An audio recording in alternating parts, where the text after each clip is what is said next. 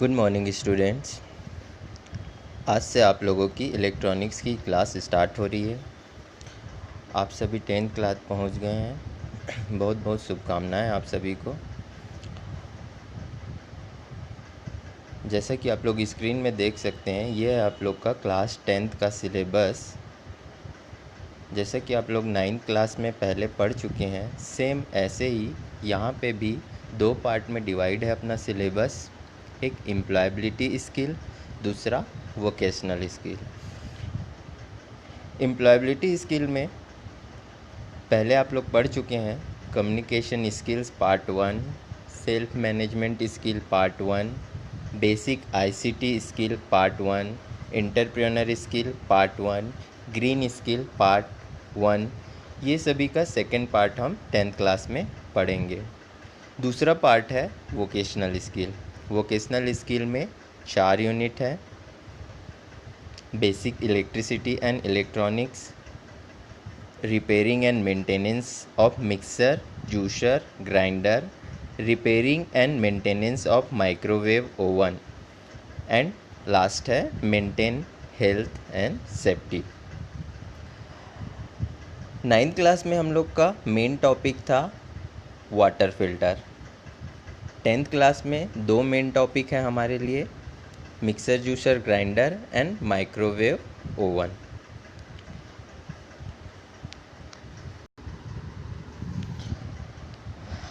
आज हम दूसरे पार्ट का चौथा यूनिट पढ़ेंगे, work place health and safety measures. काम के स्थान पर स्वास्थ्य और सुरक्षा उपाय।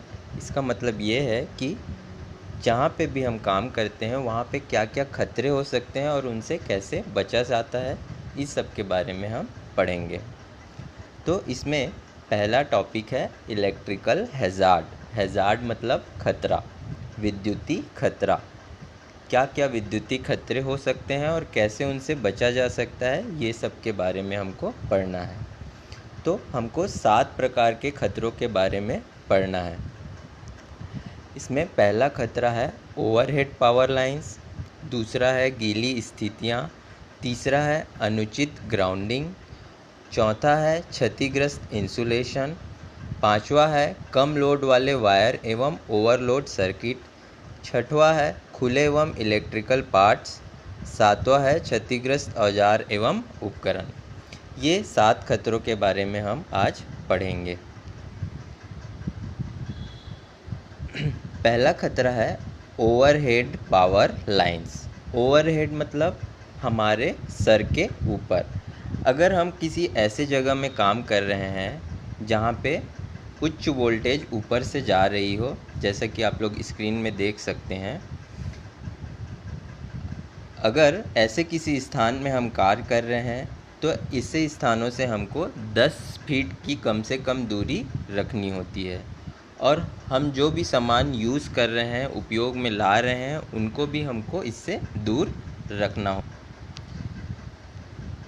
क्योंकि ओवरहेड लाइंस जो होती हैं ये उच्च वोल्टेज होते हैं और उच्च वोल्टेज अगर इसके संपर्क में हम आ गए तो हमारी बॉडी जल सकती है, हमको नुकसान हो सकता है। इसलिए नियम कम से कम 10 फीट की दूरी इनसे बना के रखना है और हमारा जो भी सामान हम यूज़ करते हैं वो भी हमको इनसे दूर रखना है। तो इसमें देखते हैं ओवरहेड पावर लाइंस क्या होता है। ओवरहेड पावर और सक्रिय इलेक्ट्रिक लाइनों में उच्च वोल्टेज होते हैं जिससे वर्कर जल सकता है या उसकी मृत्यु भी हो सकती है। उच्च वोल्टेज की लाइन सप्लाई होती है जिससे हमारी बॉडी जल सकती है और मृत्यु भी हो सकती है। इससे हमको कम से कम 10 फीट की दूरी बना के रखना है। और एक चीज़ और रखना रहता है यहाँ पे कि जो गैर विद्युत कर्मचारी है, जो दूसरे लोग हैं जो वहाँ पे काम नहीं कर रहे हैं, उनके लिए एक साइन बोर्ड लगा के रखना रहता है, संकेत बोर्ड बोलते हैं जिसके। वो संकेत बोर्ड उनको आगाह करेगा कि यहाँ पे उच्च वोल्टेज की लाइन सप्लाई हो रही है, इनसे नियमित दूरी बना के रख। आप लोग कभी देखे होंगे ऐसे उच्च वोल्टेज लाइन की सप्लाइयों के नीचे कभी हम नीचे जाते हैं तो हमको पता चल जाता है कि यहाँ से लाइन सप्लाई हो रही है, वहाँ पे चिंगारियाँ निकलते रहती है। ठीक है, इसलिए इससे हमको बच के रहना चाहिए। तो पहला खतरा क्या हुआ? Overhead power lines. दूसरा खतरा देखते हैं, गीली स्थितियाँ। गीली स्थितियों का मतलब ये होता है, अगर कोई उपकरण जहाँ उसके आसपास अगर पानी है, गीला है, तो हमको उसको यूज़ नहीं करना चाहिए। इतना आप लोग भी जानते हैं कि गीली जहाँ पे भी गीला रहता है वहाँ पे करंट आ जाता है। दूसरा कि कोई उपकरण भी अगर गीला हो गया है तो उसे भी हमको उपयोग नहीं करना है। अगर हम उपयोग करेंगे तो हमको वहाँ पे शॉक लग सकता है और हमारी मृत्यु भी हो सकती है। तो जहाँ पे भी अगर गीला है या जिस उपकरण को भी हम यूज़ कर रहे हैं वो भी गीला है तो उसको यूज़ नहीं करना चाहिए। गीली स्थितियाँ देख सकते हैं, इसमें क्या लिखा हुआ है, कभी भी गीले स्थानों पर बिजली के उपकरण ना चलाएं। पानी से गीला होने पर उपकरण के इंसुलेशन को नुकसान होता है और इससे मृत्यु का खतरा बना रहता है। जो उपकरण गीला हो गया है उसे उपयोग से पहले एक योग्य इलेक्ट्रीशियन से निरीक्षण करा ले। अगर कोई भी उपकरण गीला है तो पहले उसे चेक करा लें, उसके बाद ही उसका उपयोग करें। तीसरा खतरा है अनुचित ग्राउंडिंग। अनुचित ग्राउंडिंग से पहले हम जान लेते हैं कि ग्राउंडिंग क्या होता है। मैंने आप लोगों को क्लास में पहले भी बताया है कि कोई भी जब कनेक्शन होता है तो उसके लिए ग्राउंडिंग किया जाता है ताकि अनवांटेड वोल्टेज जो है, एक्स्ट्रा वोल्टेज या ओवरलोड वोल्टेज जो भी होता है वो ग्राउंड होके नीचे चले जाए। इससे हमको क्या होता है कि खतरा, झटके लगने का खतरा कम हो जाता है, इसीलिए ग्राउंडिंग किया जाता है। ग्राउंडिंग करते कैसे हैं? ग्राउंडिंग करने के लिए उसमें कोयला और नमक और पाइप डाल के उसको नीचे ग्राउंड किया जाता है। अगर ग्राउंड सही से हुआ नहीं है तो हमको झटका लगने का खतरा बना रहता है। देख सकते हैं आप लोग स्क्रीन में कि कैसे ग्राउंडिंग किया जाता है। कोयले और नमक के थ्रू एक पाइप डाली जाती है और कोयले और नमक के थ्रू ग्राउंडिंग किया जाता है। अनुचित ग्राउंडिंग से हमारे उपकरण खराब हो सकते हैं। उचित ग्राउंडिंग अवांछित वोल्टेज को खत्म कर देता है और खतरा कम कर सकता है। धातु के ग्राउंड पिन को कभी ना हटाए क्योंकि यह अवांछित वोल्टेज को ज़मीन में लौटने के लिए जिम्मेदार है। एक धातु की पिन होती है जिसके माध्यम से जो भी अवांछित वोल्टेज है वो ज़मीन में चले जाता है, जिससे हमको झटका लगने से हम बच जाते हैं। चौथा खतरा देखते हैं, क्षतिग्रस्त इंसुलेशन। क्षतिग्रस्त इंसुलेशन का मतलब है जो भी वायर रहता है उसमें जो भी इंसुलेशन हुआ रहता है, अगर वो कहीं से छिल गया है तो उसको अगर हम छुएंगे या उस पर हम काम करेंगे तो हमको झटका लगेगा। तो ये क्या होता है? क्षतिग्रस्त इंसुलेशन। दोषपूर्ण या अपर्याप्त इंसुलेशन एक खतरा है। क्षतिग्रस्त इंसुलेशन के बारे में पता है तो इसे तुरंत रिपोर्ट करें। क्षतिग्रस्त इंसुलेशन को बदलने से पहले सभी बिजली के स्रोतों को बंद कर दें और उन्हें बिजली के टेप से कवर करने का प्रयास ना करें। अगर कहीं पे भी इस तरह से वायर जिसका इंसुलेशन ख़राब हो चुका है तो उसका उपयोग नहीं करना चाहिए, और अगर उसको ठीक करना है तो पहले बिजली की सप्लाई बंद कर दे, उसके बाद ही उसको बदलें।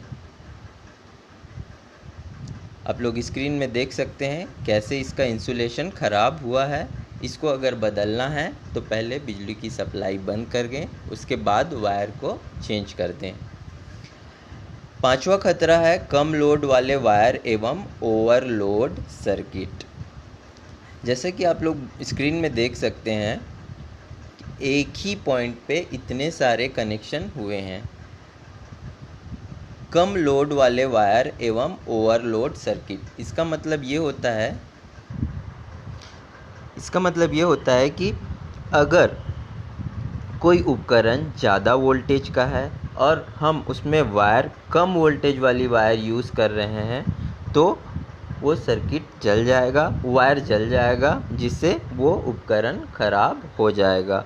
तो धारा प्रवाह के लिए सही तार का उपयोग ना करने से ओवरहीटिंग और आग लग सकता है। ऑपरेशन के लिए सही तार का उपयोग करें और उचित सर्किट ब्रेकर का उपयोग करें। इसीलिए सर्किट ब्रेकर का उपयोग किया जाता है कि कहीं अगर ओवरलोड हो जाए तो सर्किट ब्रेकर अपना काम कर देता है वहाँ पे, जिससे कोई भी ओवरलोड होने से हमारे उपकरण ख़राब होने से बच जाते हैं। इसीलिए अगर लोड ज़्यादा है तो लोड के हिसाब से ही हमको वायर यूज़ करना चाहिए। छठा खतरा है खुले हुए इलेक्ट्रिकल पार्ट्स। खुले हुए इलेक्ट्रिकल पार्ट्स, कोई भी पार्ट्स जो इस तरह से खुले हुए हैं वो हमारे लिए खतरा बन सकते हैं। खुले हुए विद्युतीय भाग जैसे अस्थायी कनेक्शन, खुली हुई बिजली वितरण इकाई आदि ये खतरे, झटके और जलने का कारण बन सकते हैं। इन खुले भागों की तुरंत जांच कर ले। अगर इस तरह से कोई भाग खुला हुआ है तो इसको तुरंत पैक करें, क्योंकि अगर इसको हम छुएंगे तो इससे हमको झटका लग सकता है और हमारी मृत्यु भी हो सकती है।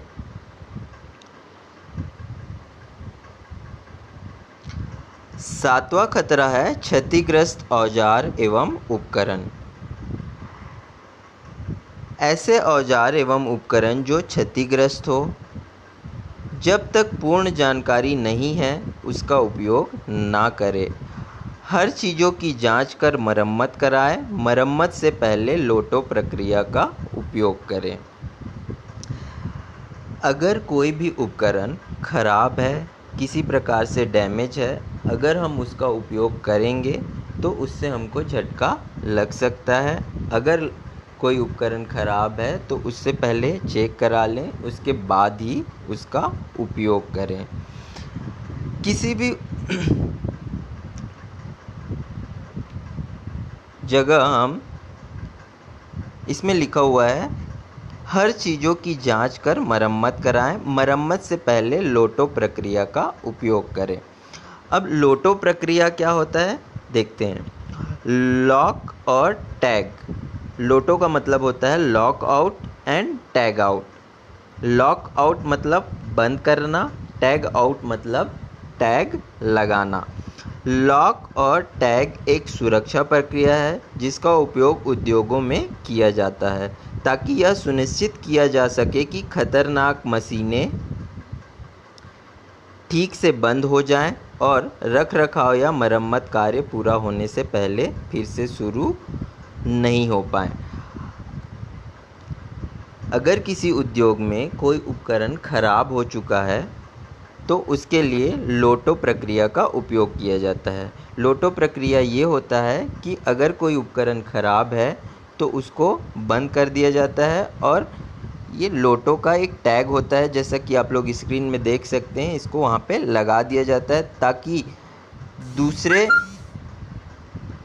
दूसरे वर्कर जिनको अगर नहीं भी पता है तो ये लोटो का साइन देख के उनको पता चल जाएगा कि ये उपकरण ख़राब है और अभी बंद है, जिससे वो इससे नियमित दूरी बना के रख सकेंगे। इसीलिए लोटो का उपयोग किया जाता है। तो सातवां खतरा जो था क्षतिग्रस्त औजार एवं उपकरण, इसके ऐसे उपकरण जिनका मरम्मत करना है उसके लिए लोटो प्रक्रिया का उपयोग किया जाता है। तो हमने 7 खतरों के बारे में पढ़ लिया। पहला खतरा था ओवरहेड पावर लाइंस, दूसरी थी गीली स्थितियाँ, तीसरा थे अनुचित ग्राउंडिंग, चौथा था क्षतिग्रस्त इंसुलेशन, पांचवा कम लोड वाले वायर एवं ओवरलोड सर्किट, छठा था खुले हुए इलेक्ट्रिकल पार्ट्स और सातवां खतरा था क्षतिग्रस्त औजार एवं उपकरण। और इसके अंतर्गत हमने लोटो को भी जान लिया है। उम्मीद करता हूँ आप सभी को ये समझ आया होगा। इसका नोट्स आप लोगों को मिल जाएगा। Thank you.